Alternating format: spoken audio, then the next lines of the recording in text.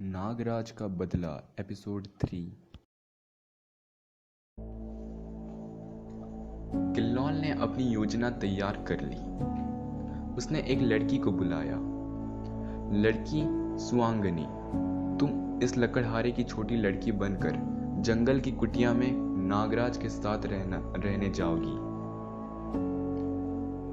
जासूस कहता है, हुजूर, सुआंगनी एक विष कन्या है। जो मर्द किसी के काबू में नहीं आते, सुआंगनी उसे बड़े सरल तरीके से परलोक पहुंचा देती है। आप बस हुक्म करें, बाकी काम सुआंगनी कर लेगी। किल्लौल कहता है, मुझे यकीन है, इसलिए तुम्हारी सेवा प्राप्त की है। सुआंगनी का काम होगा नागराज को परलोक पहुंचाना, और अगर सुआंगनी सफल ना हो सकी तो तुम गुरिल्ला फौज से उसे ठिकाने लगा देना। और उसके बावजूद भी नागराज बच गया तो वह महाराज का दुश्मन होगा, क्योंकि उस पर हमला करने वाला सरकारी फौज का दस्ता होगा। नेक्स्ट सीन में नागराज पोखर के जंगलों की ओर रवाना हुआ। नागराज खुद से कहता है, मैं कंपाली रियासत में क्राइम सीन खत्म करके ही जाऊंगा। यहाँ के लोग सभी मेरा शुक्रगुजार रहेंगे। वाह। थोड़ी देर बाद नागराज कुटिया झोपड़ी के पास पहुंच जाता है। सुआंगनी झोपड़ी के दरवाजे पर मौजूद थी। सुआंगनी कहती है कि आप ही देवता नागराज हैं। नागराज कहता है, हाँ, तुम कौन हो? सुआंगनी रिप्लाई करती है, एक अभागे लकड़हारे की बेटी। मेरे पिता की हत्या कर दी गई है। जब वे दम तोड़ रहे थे तो उन्होंने मुझे बताया कि आप हमें इंसाफ दिलाएंगे। नागराज कहता है, ओह, बदमाशों ने उनकी हत्या कर दी। सुआंगनी कहती है, वे इस तरफ शिकार खेलने के बहाने आते रहते हैं। नागराज कहता है, इस बार शिकार उनका होगा और शिकारी मैं हूं। रात हो गई। सुआंगनी कहती है, आप विश्राम कर लीजिए। यात्रा से बहुत थकान हो गई होगी। रात में आराम करने से आपकी थकान दूर हो जाएगी। नागराज कहता है, नहीं, तुम बेफिक्र से सो जाओ, मुझे पहरे की जरूरत नहीं। सुआंगनी चाहती थी कि नागराज सो जाए और वह उसकी पहरेदारी करे, पर नागराज ने कहा कि उसे पहरेदारी की जरूरत नहीं है। थोड़ी देर बाद नागराज सो गया। सुआंगनी अभी भी जाग रही थी। वह कहती है खुद से, यह सो रहा है, अब मुझे इस पर हमला कर देना चाहिए। सुआंगनी नागराज के पास जाती है उसके गर्दन काटने के लिए। वह कहती है, बस एक बार इसे काटूंगी तो जहर इसके खून में पहुंच जाएगा और यह तड़प तड़प कर मर जाएगा। सुआंगनी ने हमला कर दिया। उसी समय नागराज की आंखें खुल गई। वह चिल्लाता है, ए, दूर हटो, क्या कर रही हो तुम? सुआंगनी वहां से भागने की कोशिश करती है और कहती है, बस मेरा काम खत्म हो चुका है। तुम्हारी मौत अब निश्चित है। नागराज कहता है, इस कमबख्त ने मेरी गर्दन पर काट खाया, अब यह नहीं बचेगी।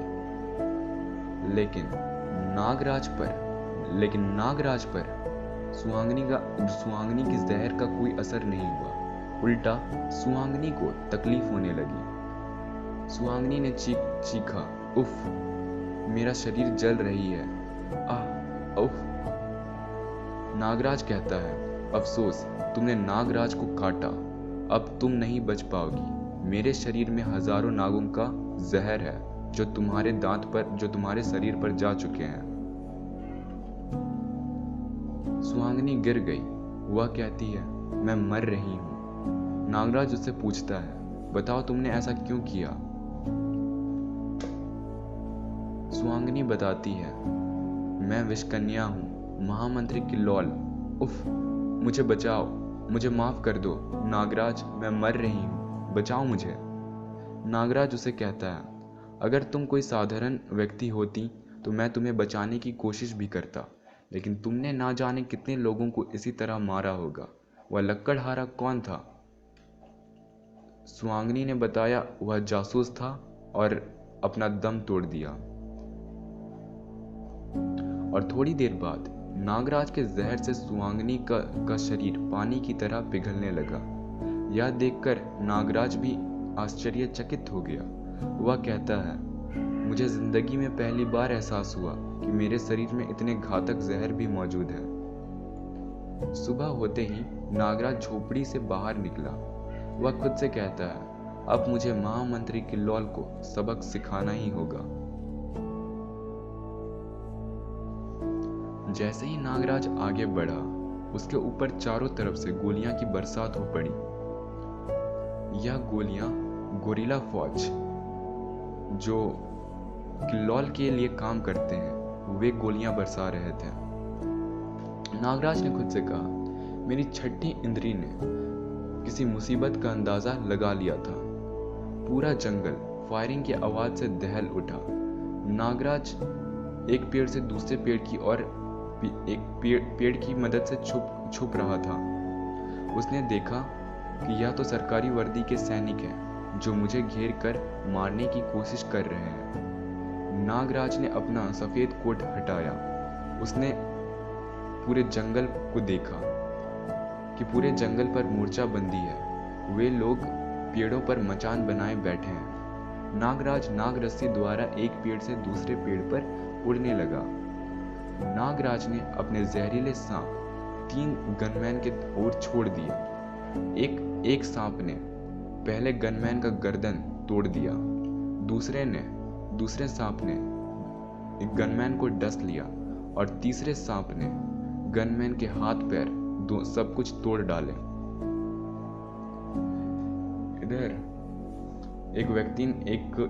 इधर एक सैनिक ने कॉल लगाया, हमारे दस्ते के सैनिकों पर खौफनाक सांप हमला कर रहे हैं, ओवर। सामने से रिप्लाई आया, हम तुम्हारी सहायता के लिए हेलीकॉप्टर भेज रहे हैं, ओवर। कुछ ही देर बाद वहां हेलीकॉप्टर पहुंच गए। हेलीकॉप्टर से भी नागराज पर गोलियां की बरसात हुई। नागराज कहता है, ओह, हवाई हमले की भी पूरी तैयारी है, अब तो और भी मजा आएगा। हेलीकॉप्टर की गोलियों से बचने के लिए नागराज एक चट्टान के पीछे छुप गया। पायलट को नागराज दिखाई नहीं दे रहा था, इसलिए वह चट्टान के करीब जाने की कोशिश कर रहा था। जैसे ही हेलीकॉप्टर चट्टान के करीब पहुंचा, नागराज ने नाग रस्सी की मदद से हेलीकॉप्टर पर लपक लिया। हेलीकॉप्टर पर लपकने के बाद हेलीकॉप्टर का बैलेंस बिगड़ गया। हेलीकॉप्टर पर बैठे पायलट ने अपने बगल वाले सैनिक से कहा कि रस्सी काट दो। जैसे ही सैनिक रस्सी काटने के लिए अपनी चाकू खिड़की से बाहर निकालता है, तभी नाग रस्सी ने नाग का रूप ले लिया और सैनिक के हाथ को डस लिया। और इसी तरह और नाग रस्सी की मदद से नागराज हेलीकॉप्टर के अंदर जा पहुंचा और उस सैनिक को हेलीकॉप्टर के बाहर फेंक दिया और हेलीकॉप्टर के पायलट को उसने गर्दन से दबोच लिया और हिप्नोटाइज कर डाला। नागराज ने कहा, चलो तुम अब मेरे गुलाम हो, तुम वही करोगे जो मैं कहता हूं। उधर किल्लौल को लड़ाई की सारी जानकारी प्राप्त हो रही थी। किल्लौल खुद से कहता है, ओह, नागराज ने हेलीकॉप्टर पर कब्जा कर लिया और वह इसी तरफ आ रहा है। मुझे तुरंत बुलडॉग से संपर्क स्थापित करनी चाहिए। महामंत्री किल्लौल ने पर्सनल हेलीकॉप्टर से बुलडॉग के किले की ओर रवाना हो गया। वह कंपाली दर्रे से पुराने किले में उतरा। एक व्यक्ति ने बुलडॉग से संपर्क किया। उसने बुलडॉग को बताया, सुपर बॉस, महामंत्री किल्लौल इस समय आपसे मिलना चाहते हैं। किल्लौल से मिलने के बाद किल्लौल ने उसे नागराज की तस्वीर और कुछ रिपोर्ट्स दी। किल्लौल ने कहा, यह नागराज का फोटो है और उसके संबंध में अंतिम रिपोर्ट। बुलडॉग कहता है, इस रिपोर्ट और फोटो से इस बात की पुष्टि होती है कि वह नागराज ही है। ओह गॉड, ऐसा कैसे संभव है? इसका मतलब उसने डॉक्टर सिम्टो को भी धोखा दिया।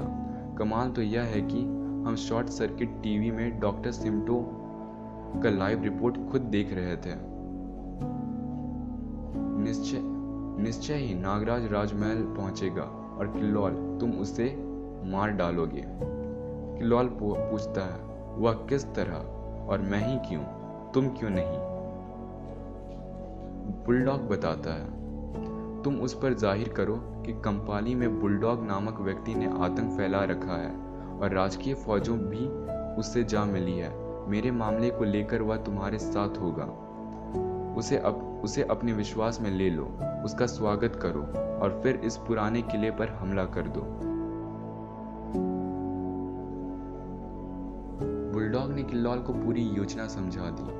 बुलडॉग ने कहा, तुम यह काम कर पाओगे, बस उसके बाद उसे कंपाली में कोई राजकीय पद दे दो और फिर वह होगा जो चाहेंगे और वह वही करेगा जो हम चाहेंगे, क्योंकि वह हमारा आदमी बन जाएगा।